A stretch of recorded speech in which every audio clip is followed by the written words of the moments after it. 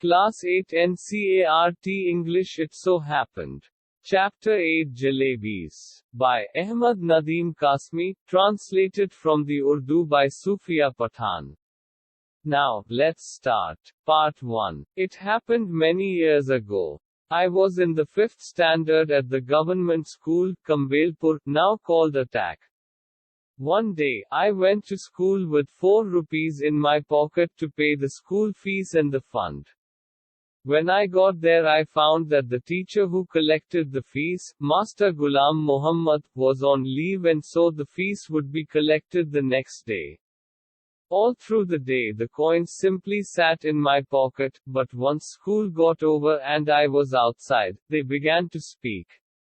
All right. Coins don't talk. They jingle or go khanak khanak. But I'm telling you, that day they actually spoke. One coin said, "What are you thinking about? Those fresh, hot jalebis coming out of the kadhao in the shop over there, they're not coming out for nothing. Jalebis are meant to be eaten and only those with money in their pocket can eat them, and money isn't for nothing. Money is meant to be spent and only they spend it, who like jalebis. Look here, you 4 rupees, I said to them. I am a good boy. Don't misguide me or it won't be good for you. I get so much at home that I consider even looking at something in the bazaar a sin. Besides, you are my fees and fund money. If I spend you today, then how shall I show my face to Master Ghulam Muhammad in school tomorrow and after that to Allah Miyan at Qayamat? You probably don't know it, but when Master Ghulam Muhammad gets angry and makes you stand on the bench, he simply forgets to let you sit till the last bell rings. So it's best you stop chewing at my ears like this and let me go home straight." The coins disliked what I'd said so much that all of them began to speak at the same time. There was such a clamor that passers-by in the bazaar stared, eyes wide with surprise, at me and my pocket. The coin of those days, the wretched thing, made so much more noise too. Finally, in a panic, I grabbed all 4 of them and held them tight in my fist, and then they were silent. After taking a few steps, I loosened my grip. Immediately, the oldest coin said, "Here we are trying to tell you something for your own good and you try to strangle us instead. Tell me honestly now, don't you feel like eating those hot jalebis? And then, if you do end up spending us for today, won't you get the scholarship money tomorrow?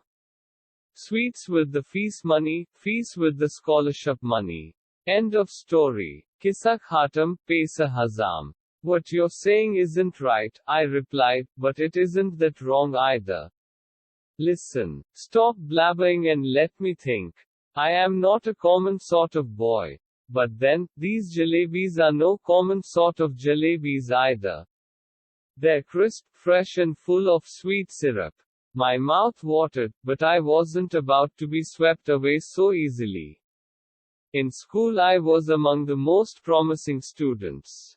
In the 4th standard exams, I had even won a scholarship of 4 rupees a month. Besides, I came from a particularly well-to-do family, so I enjoyed considerable prestige. I'd never once been beaten so far. On the contrary, Masterji had got me to beat the other boys. For a child of such status, standing there in the middle of the bazaar eating jalebis?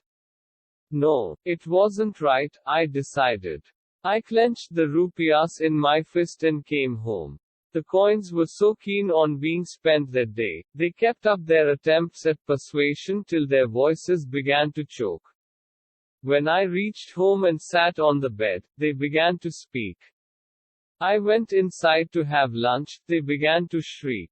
Thoroughly fed up, I rushed out of the house barefoot and ran towards the bazaar. Terrified I was, but quickly I told the halwai to weigh a whole rupee worth of jalebis.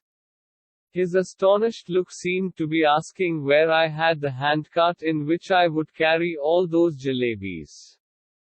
Those were inexpensive times. 1 rupee fetched more than 20 rupees does nowadays. The halwai opened up a whole newspaper and heaped a pile of jalebis on it. Part 2. Just as I was gathering up the heap, in the distance I spotted our Tonga. Chachajan was returning from court. I clutched the jalebis to my chest and ran into a gully. When I reached a safe corner, I began to devour the jalebis. I ate so many jalebis that if anyone pressed my stomach a little, jalebis would have popped out of my ears and nostrils.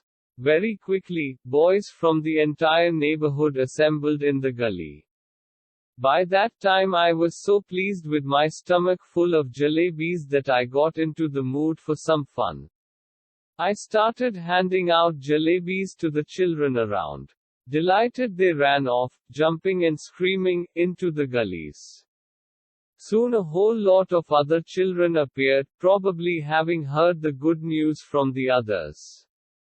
I dashed to the halwai and bought 1 more rupees worth of jalebis, came back and stood on the chabutura of one of the houses, liberally distributing jalebis to the children just like the Governor Sahib used to distribute rice to the poor and needy on Independence Day.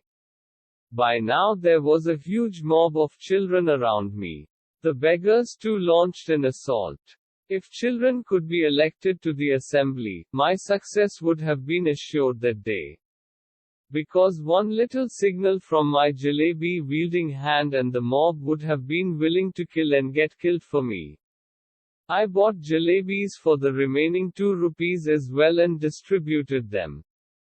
Then I washed my hands and mouth at the public tap and returned home, putting on such an innocent face, as if I hadn't even seen the hint of a jalebi all my life.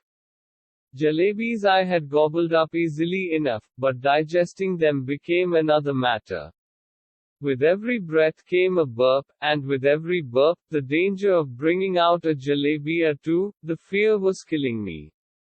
At night I had to eat my dinner as well. If I hadn't eaten I would have been asked to explain why I did not want any food, and if I had pretended illness the doctor would have been summoned, and if the doctor, after feeling my pulse, had declared, "Munna has devoured a mound of jalebis," I would simply die. The result was that all night I lay, coiled up like a jalebi, suffering a stomachache. Thank God I didn't have to eat all 4 rupees worth of jalebis by myself. Otherwise, as they say, when children speak, flowers shower from their mouths, but I would be the first child in the world with whose every word a crisp, fried jalebi would come out. Children don't have stomachs, they have digestion machines. My machine too kept working right through the night. In the morning, just like any other day, I washed my face and like a virtuous student, with chalk and slate in hand, I headed for school. I knew I would get the previous month's scholarship that day, and once I'd paid the fees with that amount, the jalebis would be completely digested. But when I got to school, I found out that the scholarship was going to be paid the following month. My head started to spin. I felt as if I was standing on my head and could not get onto my feet again even if I tried. Master Ghulam Muhammad announced that the fees would be taken during the recess. When the recess bell rang, I tucked my bag under my arm and left the school and simply followed my nose, walking on and on. If no mountain or ocean blocked my path, I would have kept going till the earth ended and the sky began, and once I got there, I would say to Allah Miyan, just this once save me. Order a farishta to pass by and drop just 4 rupees in my pocket. I promise I will use them only to pay my fees and not to eat jalebis. I couldn't reach the point where the earth ended, but definitely reached the point where the Kambelpur railway station began. The elders had warned me never to cross the railway tracks. Fine. The elders had also warned me that one must never eat sweets with one's fees money. How did this instruction escape my mind that day? I don't know. Part 3. There was a shade-giving tree beside the railway tracks.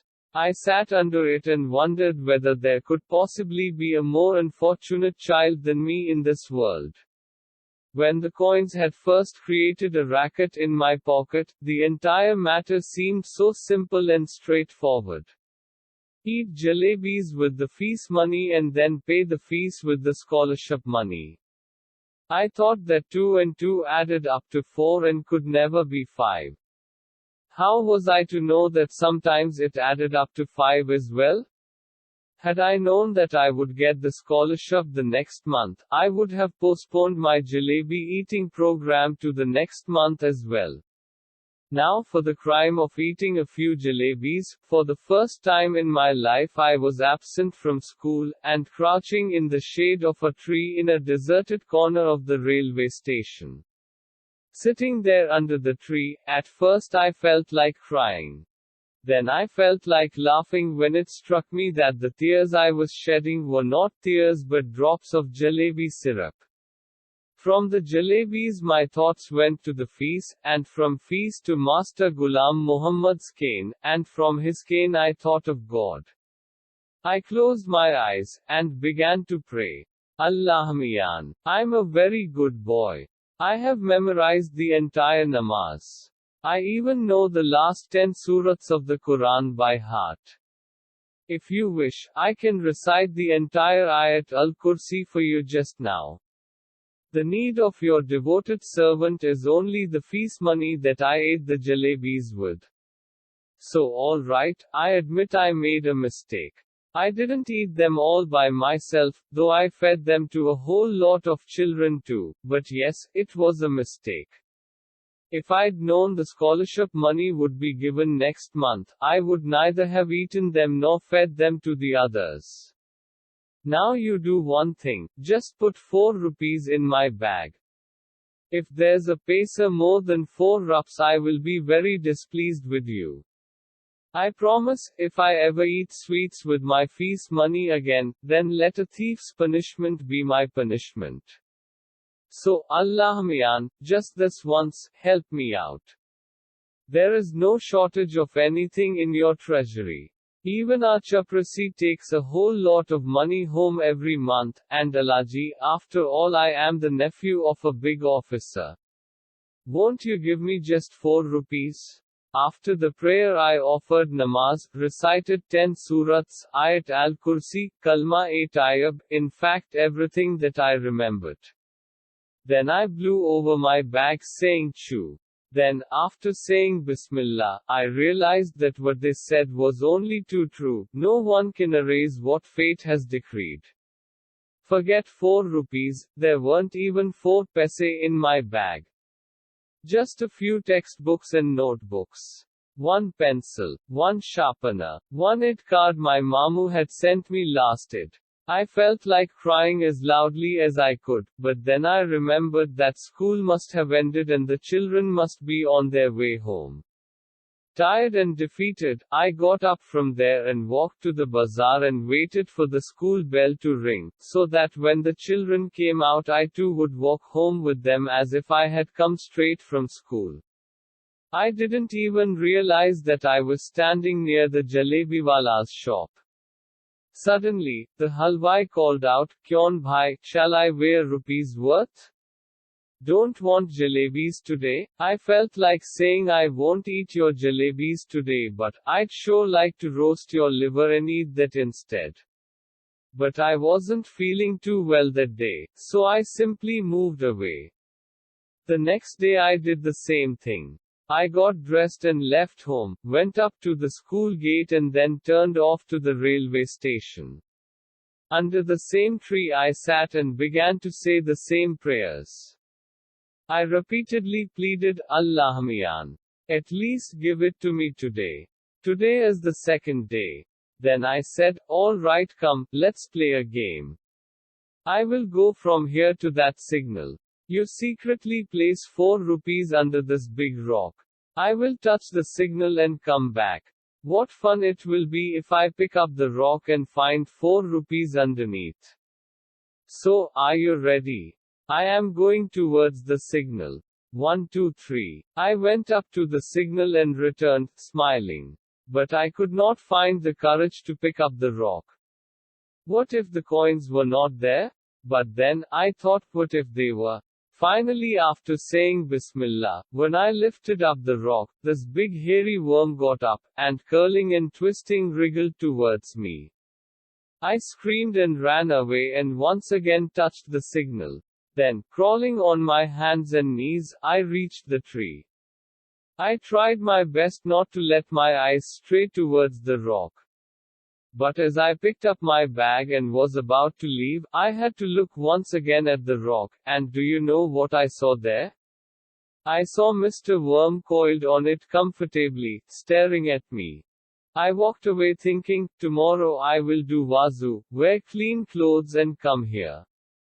From morning to noon I will keep reading the namaz. If, even after that, Allah doesn't give me 4 rupees, I will be forced to learn how to strike bargains or make deals with him. After all, if my Allah does not give me my 4 rupees, then who will? That day, when I returned home, apparently from school and actually from the railway station, I was caught. The report of my absence had reached home. It's useless to relate what happened after that. Well, whatever happened, happened. But up to the 7th or 8th standard I kept wondering, if Allah Mian had sent me 4 rupees that day, what harm could it have possibly caused anyone? It was only later that I came to the conclusion that if Allah Mian were to provide all for the asking, then man would, even today, be living in nests like vultures and crows and would not have learned the art of making jalebis.